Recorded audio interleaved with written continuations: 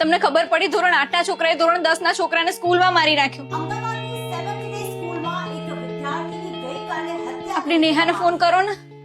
Hello, safe છે ને? ઘરે જલ્દી આવી જા.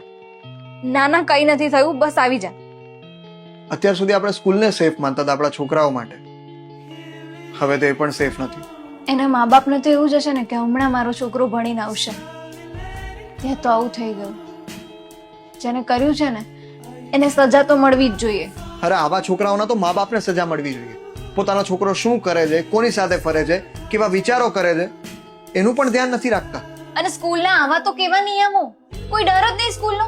8મા ધોરણમાં ભણતા છોકરાને આવી હિંમત ક્યાંથી આવે? એટલે હવે આપણા છોકરાઓ સ્કૂલમાં પણ સેફ નથી. છોકરાઓ સેફ નથી તો છોકરીઓનું શું?